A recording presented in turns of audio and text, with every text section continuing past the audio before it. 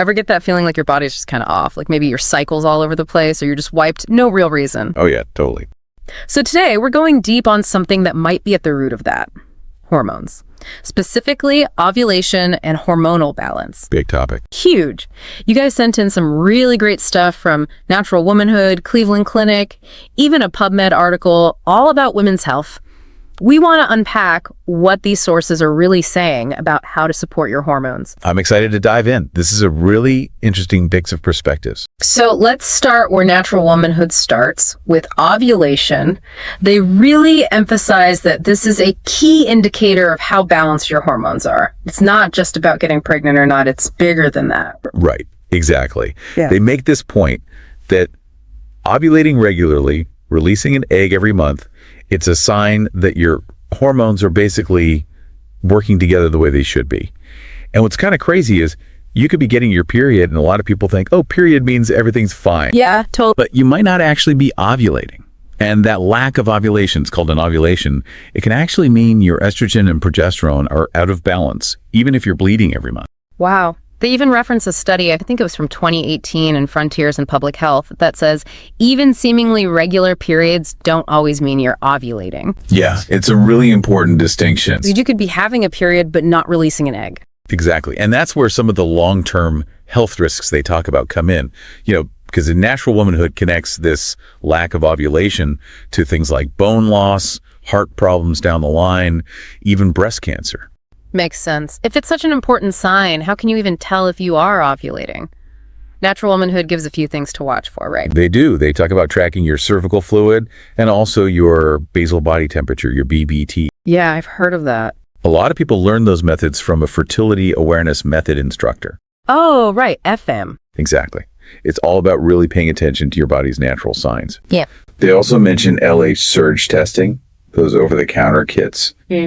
And even things like some women get that little twinge of pain mid-cycle. Little schmerz. Or even breast tenderness can be a sign. Okay, so those can give you a clue about when it might be happening, but they also say it's important to confirm that you did ovulate. How do they recommend doing that? So, according to Natural Womanhood, the gold standard is really tracking your progesterone levels. Progesterone makes sense. That's the hormone that rises after ovulation, right? Exactly. Yeah. It's produced by that empty follicle after the egg's released, and it helps to stabilize the lining of your uterus, make sure everything's ready if an egg gets fertilized. Got it. Now, your BT chart, it can hint at ovulation, but it doesn't actually tell you about your progesterone. Yeah. And a single blood test, like on day 21 of your cycle, that just gives you a snapshot. Right, because your hormone levels can fluctuate throughout the day. Totally. Yeah. So they're big on this PDG testing, which is a progesterone metabolite you can measure in your urine. PDG, yeah, I've seen that. It's kind of like a more stable version of progesterone, easier to track. So you test for it over a few days, usually days 7 through 10 after you think you ovulated.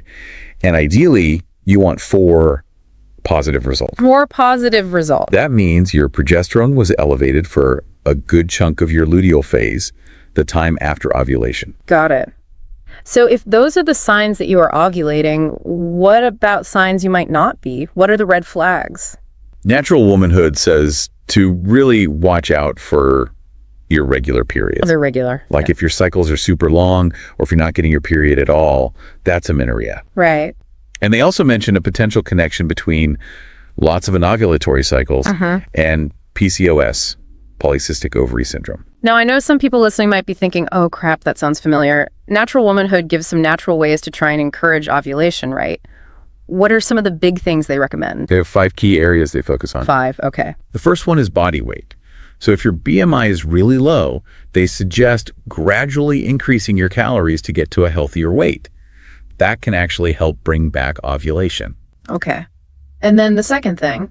They talk about diet, and specifically about moving away from those super low-carb diets. Like keto and stuff. Yeah, exactly. They say it's better to focus on slow carbs, things like whole grains and fruits and starchy veggies. So not cutting carbs completely, but choosing the right ones. Right. And they suggest that this shift could even help with stress levels too. Makes sense. So how do those slow carbs help with hormones and stress? Well, they give you this slow and steady release of energy. Unlike refined carbs that spike your blood sugar, slow carbs help keep everything more stable. And when your blood sugar is stable, your hormones tend to be more balanced. I see. Plus, stable blood sugar can help keep those stress hormones in check. So it's a double whammy. Okay, what else do they suggest for encouraging ovulation? Okay, so third, they're big on healthy fats. Healthy fats, okay. And they're not afraid of animal fat either. They specifically say grass-fed red meat is good for you. Interesting. Plus the usual suspects, avocados, oily fish, all that. So good fats are in. What's number 4? Number 4 is sleep. They really emphasize both the quantity and the quality of your sleep. We hear that a lot, but it's so true. It really is. They even give some specific tips, like making sure your room is dark. Yeah, blackout curtains, all that. Exactly. Keeping a consistent sleep schedule, not smoking, and having a good bedtime routine that doesn't involve scrolling on your phone for an hour. The phone is the worst. The worst. So important, though, that good sleep. And the 5th thing Natural Womanhood recommends. Last but not least, supporting your hormone balance naturally. Naturally, okay. So they talk about this thing called seed cycling, where you eat different seeds during different phases of your cycle to kind of nudge things in the right direction. I've heard of that.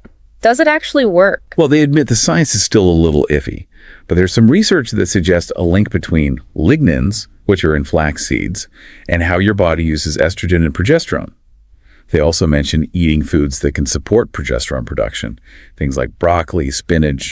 All the good stuff. Exactly. And then finally, they say herbal supplements or even prescription medications can be options, but you definitely want to talk to your doctor before trying those.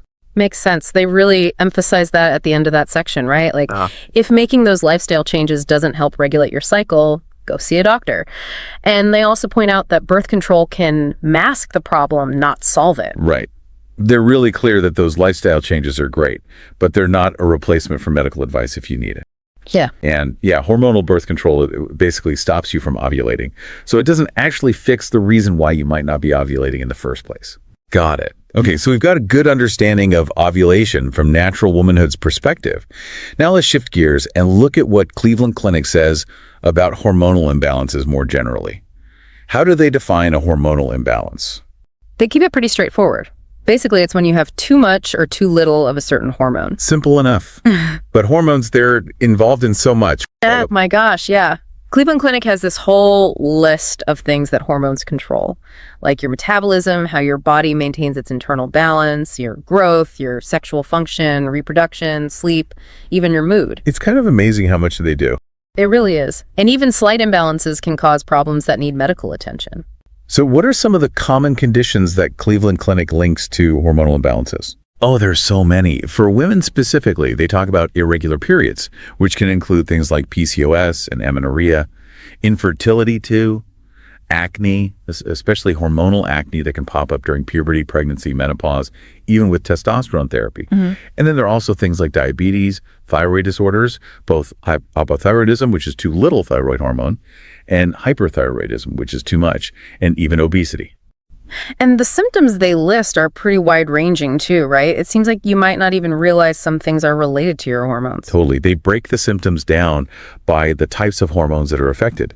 So for metabolism-related issues, they mention things like a heart rate that's too slow or too fast, weight changes you can't explain, feeling tired all the time, digestive issues, numbness or tingling in your hands, high cholesterol. Oh, wow. Okay. And mood changes like depression or anxiety, being really sensitive to temperature, changes in your skin and hair, and then some less common signs like patches of darkened skin, skin tags, feeling super thirsty and peeing all the time.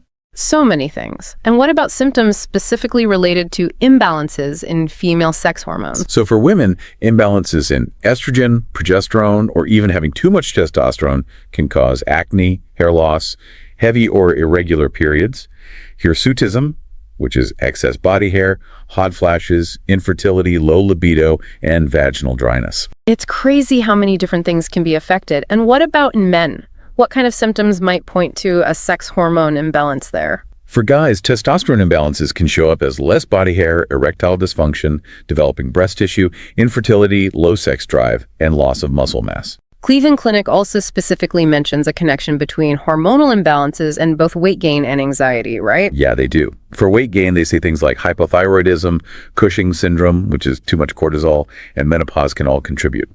And for anxiety, they point to hyperthyroidism, Cushing syndrome, and even adult onset growth hormone deficiency as potential culprits. But they're careful to say these symptoms could have other causes too, so always check with your doctor to be sure. Good advice. So with all these different symptoms, what actually causes these hormonal imbalances in the first place? Well, some of it's natural, like the changes that happen during puberty, pregnancy, and menopause. Right. And then there are things that can temporarily throw things off, like stress, certain medications, and steroid use. But they also talk about more chronic conditions that can cause longer-term imbalances, like tumors, adenomas, or growths on the glands that make hormones, damage those glands, and autoimmune conditions, where your body basically attacks its own hormone-producing glands. Give specific examples too, right? Yeah. For tumors and growths, they mention ones that affect the adrenal glands, the thyroid, the pituitary gland, and the parathyroid glands. For damage to the glands, they talk about things like accidental damage during surgery, poor blood flow to the gland, infections, radiation therapy, even physical trauma like a head injury. And for autoimmune conditions, they list Hashimoto's disease, Graves' disease, type 1 diabetes, Addison's disease, and a few others. Okay, so if you're experiencing these symptoms, how do you get diagnosed and treated for a hormonal imbalance? Cleveland Clinic says the main way to diagnose is through blood tests to check your hormone levels. Makes sense. Sometimes they'll do other tests too, like a glucose tolerance test, depending on what they're looking for. And it's super important for your doctor to get your medical history and do a physical exam. Treatment really depends on what's causing the imbalance. If you have low levels of a hormone, they might give you hormone replacement therapy, either as pills or injections. If you have high levels, they might use medications to bring them down, surgery to remove a tumor or affected gland, radiation therapy, or sometimes a combo of those things. Lots of options. Yeah. They do caution against using supplements that haven't been proven to work, and they really stress talking to your doctor before trying anything like that. They also say that lifestyle changes like managing stress and exercising can help a lot, but usually alongside medical treatment. And finally, they say that both your primary care doctor and endocrinologists can diagnose and manage hormonal imbalances. Got it. Okay, so we've talked about why ovulation is so important and about hormonal imbalances in general. Now, let's get to that PubMed article you mentioned, the one that looks at hormonal contraception. Right. It sounds like they have the different take on things, focusing specifically on how hormonal birth control affects women's health. What are some of their main points? This article really makes you think. Their basic argument is that hormonal birth control messes with a woman's natural hormonal balance on purpose. How so? By preventing ovulation. They call it artificial inovulation. Okay, so it's basically doing what we were just talking about, but intentionally. Exactly. And they're concerned about a bunch of potential negative effects. Like what? Well, they say it could speed up ovarian aging. They also talk about mental health concerns like emotional problems, a higher risk of depression, and even suicidal thoughts. And then there are the physical risks, like a lower libido, cardiovascular risks like stroke, heart attack, high blood pressure, blood clots, and then there's cancer. They say the research on cancer is mixed. Some studies say it increases your risk, others say it decreases it. But they think some of the risks might be downplayed. It's scary to think that there might be all these risks we don't fully know about. That's a big part of their point. They even use this phrase collateral damage to describe other negative effects they think can happen, like problems communicating in relationships, people losing trust in science, bad relationships between doctors and patients, patients having to deal with all these side effects on their own, economic costs to the healthcare system, even environmental pollution from the hormones being excreted. And they say there hasn't been enough research on these broader effects, which means women can't make truly informed choices about their bodies. It's a lot to think about. And they also talk about how sexuality is more than just sex, right? Right. They call it an anthropological integration of sexuality. They basically say that focusing only on the physical act of sex misses all these other important parts of relationships that contribute to sexual well-being, like feeling safe and trusting and tender and valued as a woman. And they think those things can be affected by hormonal birth control too.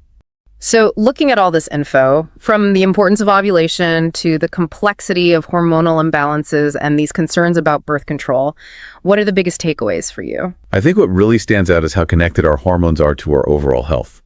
Like Natural Womanhood says, regular ovulation is a sign that everything's working in harmony. And if it's not happening, that can have ripple effects way beyond just fertility. Cleveland Clinic shows us just how many different hormones we have and how many ways they can get out of balance and how important it is to get checked out by a doctor if something feels wrong.